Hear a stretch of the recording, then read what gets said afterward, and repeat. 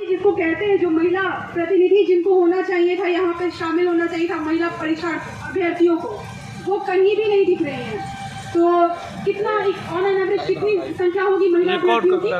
15,000। तो जो लगभग 15,000 के आसपास जो संख्या है महिला अभ्यर्थियों की, उसमें से 5 भी नहीं दिखे। अभी छठे दिन का आंदोलन है और इसमें 5 लोग भी शामिल नहीं हुए। तो इसका क्या अर्थ है? या तो आप सब लोगों की जॉब कहीं और लग गई होगी 100% लोगों की, या फिर 100% लोग बीमार होंगे, या 100% लोग ये सोचकर बैठे होंगे कि जो लोग लड़ रहे हैं उनको लड़ने दो, आखिर जो फायदा होगा वो तो सबका हो जाएगा, क्योंकि सरकार ने कुछ लोगों को छांटकर तो बाकियों को नौकरी देनी है नहीं। तो जब एक मेहनत करेगा तो उल्लू तो सबका सीधा होगा। तो शायद यही सोच के आप लोग घर पे बैठे हैं, और जरूरी नहीं है कि सबके सब बिजी होंगे। वेकेशन प्लान करके सब लोग निकल गए होंगे गर्मी की छुट्टी में।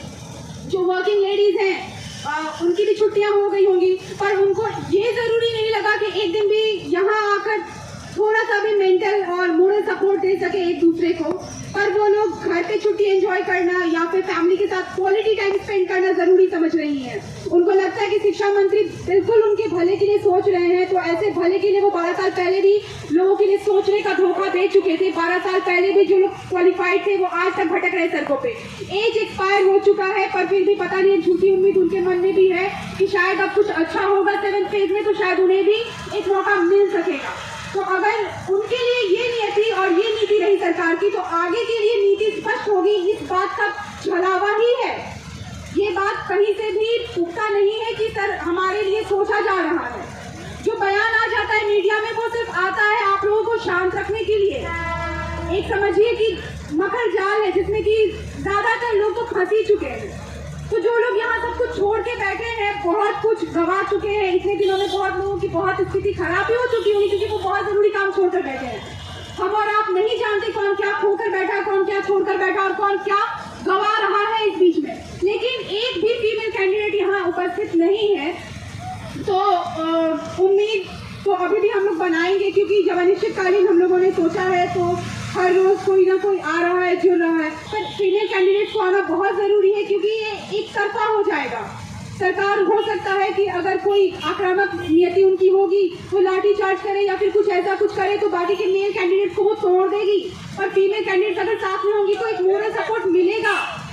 सरकार हर बार तोड़ नहीं सकती है, लेकिन वो देख रही है कि शायद ये पूरा का पूरा जो आपका एक आंदोलन जो है वो एक तरफा होते जा रहा है। तो ज्यादा दिन तक कोई भी अपनी शक्ति को बनाए नहीं रह सकता है, चाहे वो मानसिक हो या शारीरिक हो या आर्थिक हो। तो सबका साथ एक साथ आना जरूरी है। दूसरी बात की जो मंत्री जी ने कहा या जो सरकारी अफसरों की तरफ से जो बयानबाजी आती है या अखबार में जो आप लोग मन लुभावन स्टेटमेंट पढ़ के जो घर पे निश्चिंत हो जाते हैं कि अब तो सरकार हमारे लिए सोच रही है, वो आगे की प्रक्रिया जारी होगी। तो 6th फेज को अटकाने का, उसे और लंबा खींचने का पूरा प्रबंध सरकार कर चुकी है। 7th फेज के लिए अभी भी कोई भी पॉजिटिव अप्रोच उनकी तरफ से नहीं है। वो जो भी भाषण आप मीडिया में सुनते हैं वो सिर्फ उनकी स्क्रिप्टेड चीजें होती हैं, जो आप लोगों को शांत रखने के लिए की जा रही है।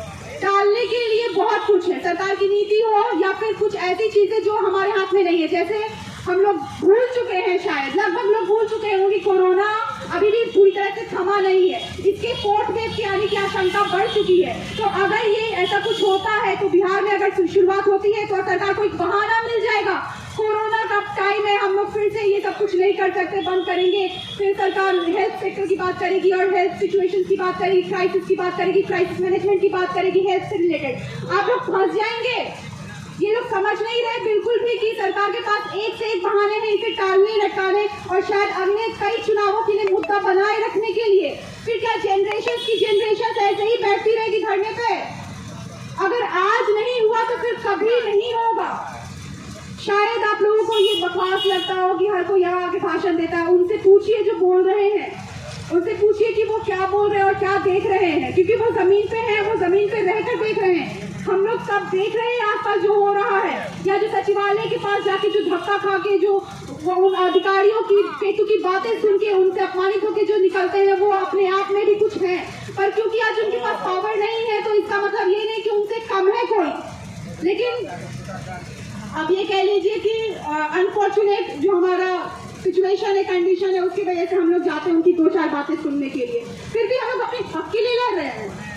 ऐसा होता कि अगर एकेडमिक पे जैसा अभी चल रही है जो भी हवा कि एकेडमिक पे बहाली हो, तो अगर एकेडमिक पे बहाली होनी होती जो 6th फेज में चल रही थी, बहुत लोग वहां से निराश होकर लौटे होंगे, क्योंकि मेरिट होते हुए भी वो लोग सेलेक्ट नहीं हो सके।